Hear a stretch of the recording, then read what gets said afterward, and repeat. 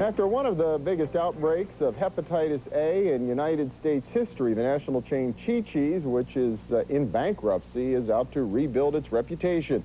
A challenge, to say the least. And this morning, we're going to provide some perspective on the Chi-Chi's crisis from people with marketing and public relations expertise, and more particularly, crisis management expertise. Dr. Patrick Lifsinger is a professor of marketing at Robert Morris University. Dr. Audrey Gusky is a professor of marketing at Duquesne University.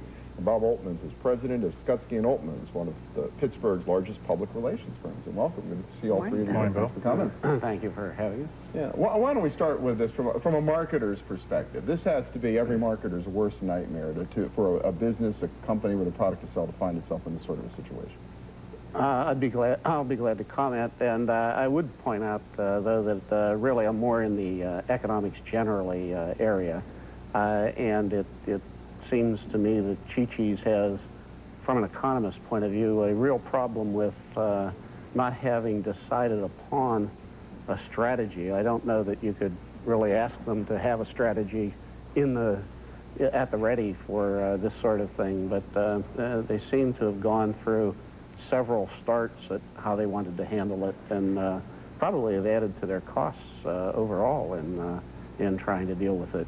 And as you say, at a time when they're operating in bankruptcy anyway, this can't be good for them. Go worst case here. Bob, let me skip over to you for a second, because that's a good point. Can you have a plan for something like that? Shouldn't you be doing what-ifing all the time? Absolutely. If you run a if you're in the food service business, you are negligent if you really haven't put in place well in advance a crisis management and crisis communications plan and strategy, just as an airline would be negligent if it didn't have contingency plans ready and waiting in the event, in the likelihood, sooner or later, of a catastrophe like an airline crash.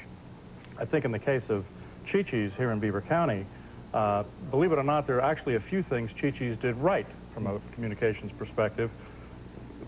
In cooperation with the Pennsylvania Department of Health, they closed the restaurant for 60 days, cooperating fully in the investigation, removed green onions from all of its products nationwide, and reimbursing medical expenses. Those are four fundamental no-brainers from a PR perspective.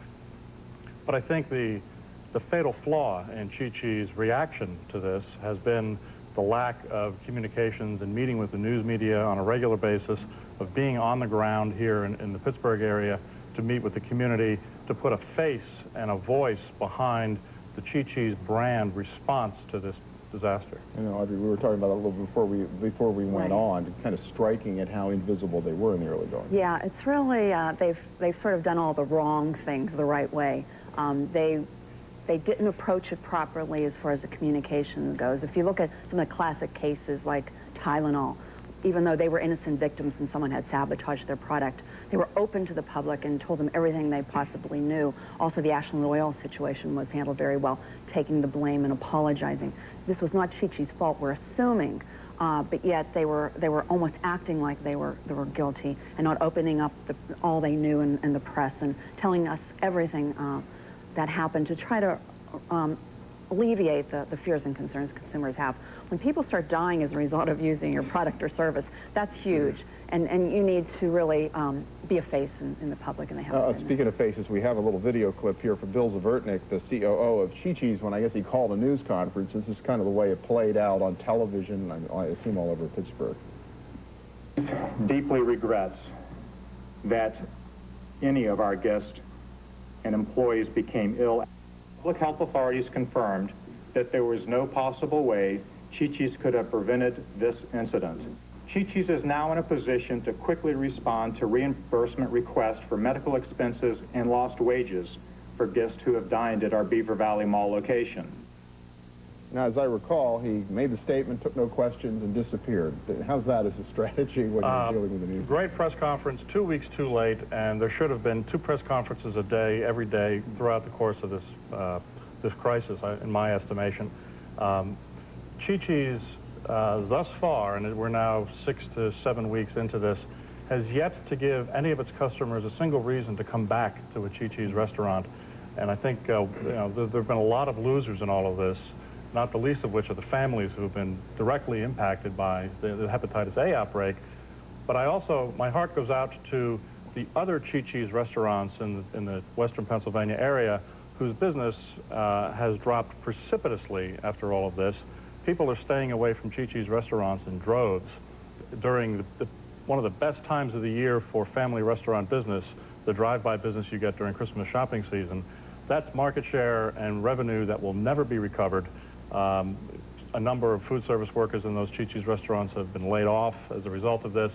And it's all because Chi-Chi's has not been as aggressive and visible in the community as I think it should have been. Well, Dr. Lipsinger, that's a great example of the ripple effects from something like this. Yes, and I think Bob's entirely correct. I don't know, though, that there's much. If Chi-Chi's would have kept the business, even with the press conferences, I agree it would have been a help. But this is even, I suspect, affecting any other Mexican food restaurants and Mexican foods a little in general.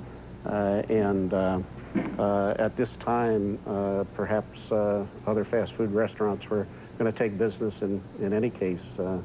Well, I think, as Dr. Gusky correctly points out, we're a very forgiving country. If you simply give us a reason to give you the benefit of the doubt, and the Tylenol case is the classic textbook example of how to properly respond in the event of product issues in the consumer markets.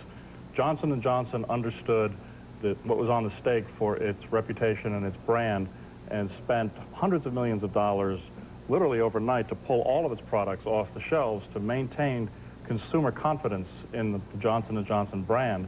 Chi-Chi's, it would appear, didn't understand the lessons learned from the Johnson & Johnson case in its response to the hepatitis A outbreak. And my concern now is, where do they go from here? Can they ever recover? That was going to be my next question, is what happens next? Because, How do you fix it? so far they've messed everything up, and they've left this poor image and bad taste in our mouth, literally. And so where do they go? Do they offer free lunches to everyone? It's Christmas time, and, you know, gift certificates were going wild. Is anyone ever going to buy Chi-Chi's gift certificate again? So, you know, they really have to promote themselves actively and get into the public eye, I think, at this point, and offer things and solve some of the problems that they've had. And also let us know that things are fine, and hopefully everything is cleaned up in the restaurant. In the restaurant business, though, don't you think there's a possibility that we'll see Chi-Chi's go away and a different name and restaurant brand with many of the same players? It's a shame, because they really had been one of the most popular of the I Mexican agree, restaurants. but even though this is a national scale activity, one sees restaurants fade away and be replaced by other restaurants, even if run by the same people. Well, it shows what a stark outcome there can be from a crisis like this, and not thinking ahead about how you would address it when it happens. So, well, a lot to talk about. We'll see what happens, I guess, as this rolls forward. Dr. Patrick Lipsinger from Robert Morris, Dr. Audrey Gusky from Duquesne University, Bob Oltmans from Skutsky & Oltmans. Thanks. Appreciate it. Thanks, Good to see all thank of you. Yeah. And coming up next, Junior Achievement, talking about business ethics to the young. Stay with us. The Sunday Business